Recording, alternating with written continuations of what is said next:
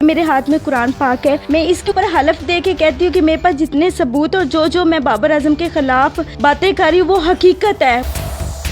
मैं यहाँ पर तो अगर बच जाऊंगी झूठ बोल के, लेकिन अल्लाह के पास तो नहीं बचूंगी। ये मैं अल्लाह ताला की किताब पर हाथ रख के इस चीज का हलफ उठाती हूँ कि बाबर आजम के बारे में मैं जो कह रही हूँ, जो जिस तरह की बात मैंने की है वो सब सच है।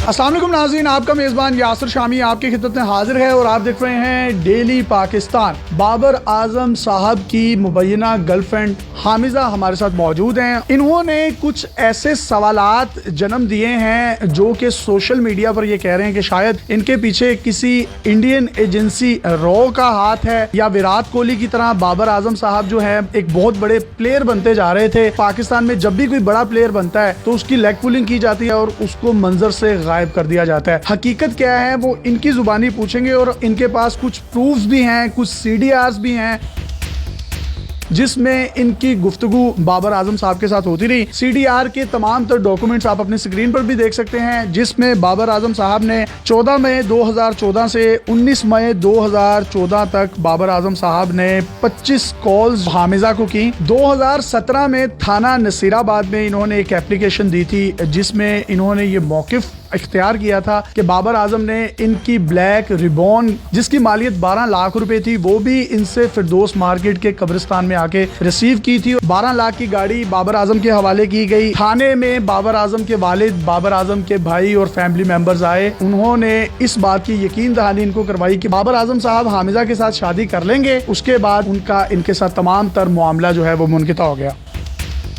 हामिजा कौम जो है वो सच जानना चाहती है। मैं आपसे बड़े कुछ तल्ख सवालात करने जा रहा हूँ। आपकी इस वक्त उम्र कितनी है? मैं 24 इयर्स की। 2010 में उसके साथ रिलेशन स्टार्ट हुआ जी।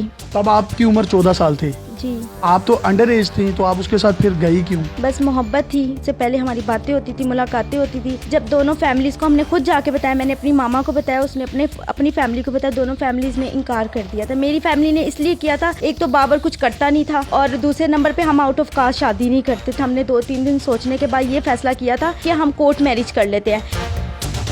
आपकी उम्र उस वक्त 14 साल थी, बाबर आजम की उम्र क्या थी? उस वक्त वो 18-19 साल का था। ID कार्ड बना हुआ था उसका? ID कार्ड बना हुआ था। आपका बना हुआ था? नहीं, मेरा नहीं बना हुआ। आप जब घर से भागी तो घर वालों ने कोई रेजिस्टेंस पेश नहीं की, आपको ढूंढा नहीं? मेरी मदर को पता था बेटी की इज्जत का बात थी तो वो खामोश हो गई थी। बेटी की इज्जत की बात तो तब आती है ना जब वो आपको भगा के लेके जाता। आप अपनी रजामंदी से भागी ना? रजामंदी से भागी, लेकिन गई तो इसी पर्पज से थी ना, जो बाबर ने मुझे जो बात कही थी, जिसको मैं बार बार कह रही कि मुझे वर्गला के लेकर गया, कह के तो वो मुझे ये गया था कि हम कोर्ट मैरिज करेंगे।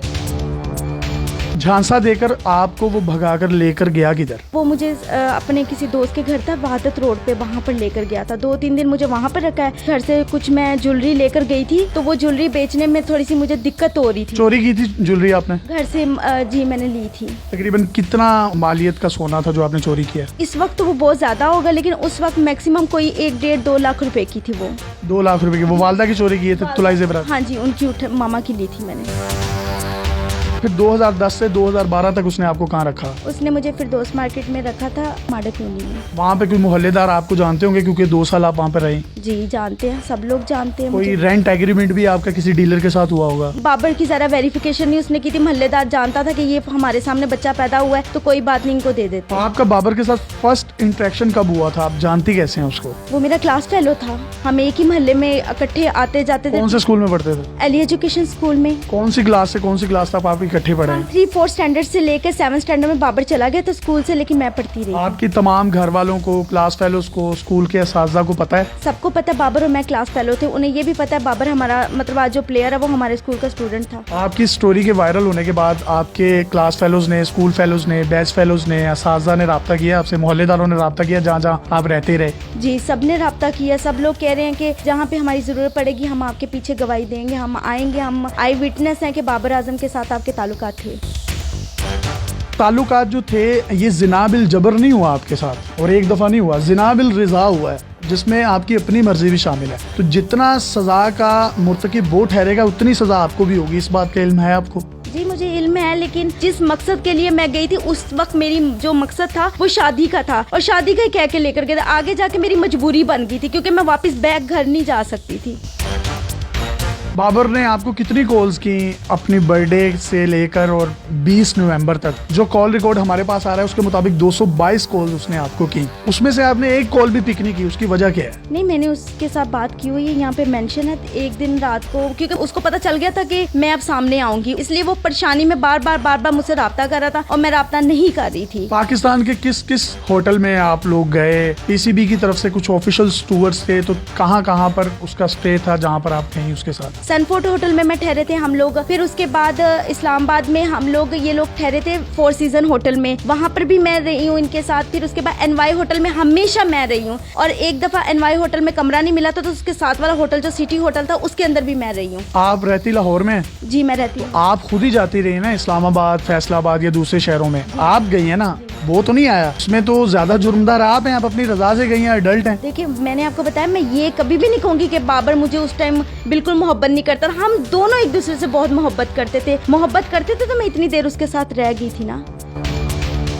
तमाम इल्जामात के बाद जिसमें आप उसका करियर दाव पर लगा रहे हैं, अगर वो शादी के लिए रजामंदी जाहिर करता तो आप कर लेंगी? नहीं, अब नहीं करूंगी। 2-4 दिन पहले तक आपका ये मौकिफ था कि मैं कर लूंगी, क्यों? क्योंकि सर 2-3 दफा जब मैं जैसे जैसे पुलिस के पास गई थी उस वक्त इन्होंने शादी का कहा था। इतना साल मैंने सर अपनी जिंदगी के बर्बाद किए हैं, लेकिन अब जो लोगों का पॉइंट ऑफ व्यू और तनकीद का निशाना मैं बन गई हूँ, ये मेरे लिए जिल्लत का मुकाम है। शोहर आपको मारता भी था वो? बहुत मारता था, कई मरतबा मारा था। वो तो चौके छक्के इतने प्यार से मारता है, तो आपको कैसे मार सकता है? सर मारता था, क्योंकि जब इंसान का किसी के ऊपर बस नहीं चलता, कोई एक शख्स जरूर होता उसके ऊपर वो अपनी पूरा जोर लगाता। वो शख्स उसकी जिंदगी में मैं थी।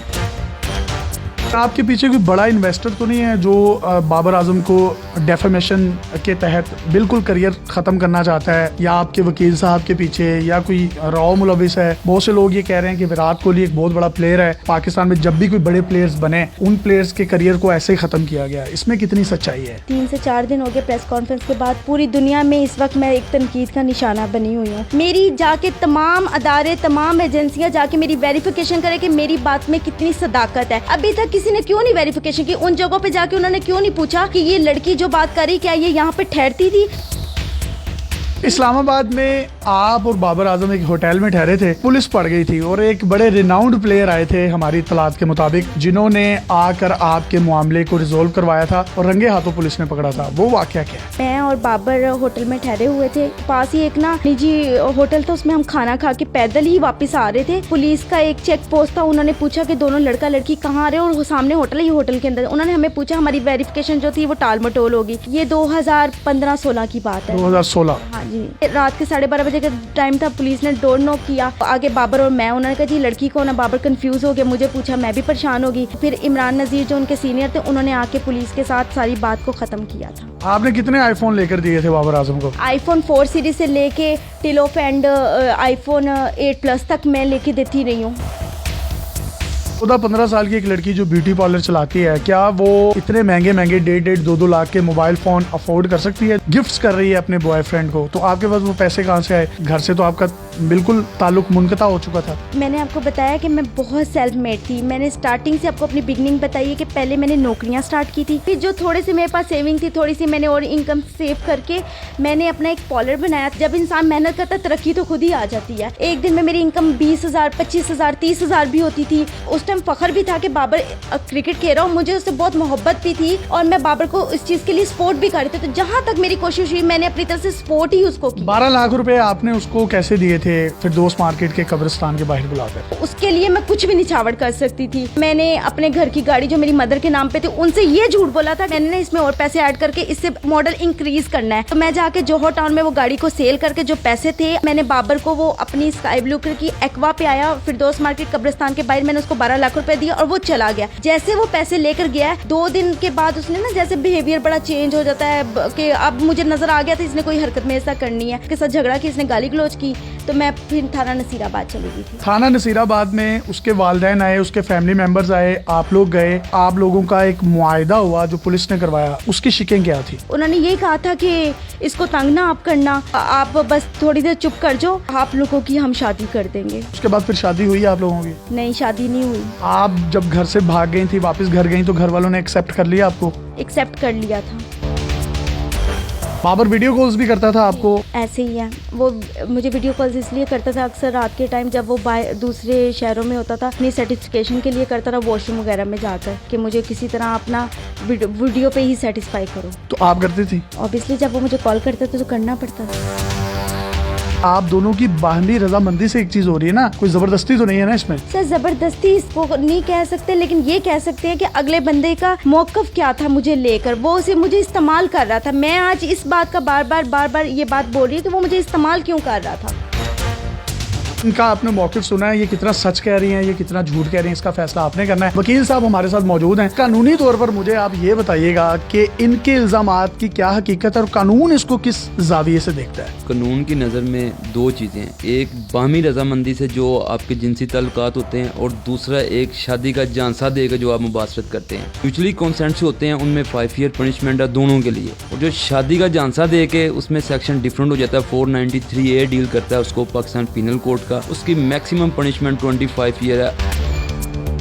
ये तो अंडर एज भी हैं, तो इसमें तो अगर बाबर आजम गिल्टी साबित हो गए तो जनाब वो तो मेरा ख्याल सारी जिंदगी के लिए अंदर हो जाएंगे। इसमें भी 2-3 शिक्स और ऐड होंगी, इस्तकाते हमल की भी ऐड होगी। ईच एंड एवरीथिंग चेक करने के बाद फिर आगे मामला कोर्ट में जाएगा, कोर्ट ट्रायल होएगा। कोर्ट ट्रायल में प्रूव होने के बाद फिर आगे कोर्ट की डिस्क्रिप्शन है, कोर्ट क्या सजा देती है। इनको कितनी सजा हो सकती है? इनको वर्गला के लेके गया है, यही तो हमने केस आपको बता रहे हैं। प्रूव करना है कि ये तो उसके जब चली गई घर से, ये उसके रहमो करम पे थी, ये अपनी रजामंदी से कुछ नहीं करना। पीछे कुछ नजर इनको आ रहा था ना, आगे कुछ नजर आ रहा था। इनकी बात के मुताबिक तो फिर 493A डील करता है कि जी इनको शादी का झांसा दे के जी मैं इन फ्यूचर आपसे शादी कर लूंगा। ऐसे केसेस आपके पास आते रहते हैं, आपको इसका नतीजा क्या नजर आता है? इनके ज्यादातर तो इस तरह के केसों में सुलह हो जाती है जी। अगर सुलह हो जाती है आप तो फिर डील कर लेंगे। आपने होंडा रिबोन दी है, मेरा ख्याल आप ऑडी या कोई मर्सिडीज तो लेंगी उनसे? नहीं सर, ऐसा तो कुछ भी नहीं है, मुझे कुछ भी नहीं चाहिए। लाजमी नहीं कि अदालत में इंसान हमेशा कॉम्प्रोमाइज के लिए जाता है, कभी कभी। आप 1 रुपया भी नहीं लेंगी? नहीं, मैं नहीं लूंगी। सुलह हो जाती है, बड़ी अच्छी बात है, होनी चाहिए। आपको डील करेंगी? नहीं,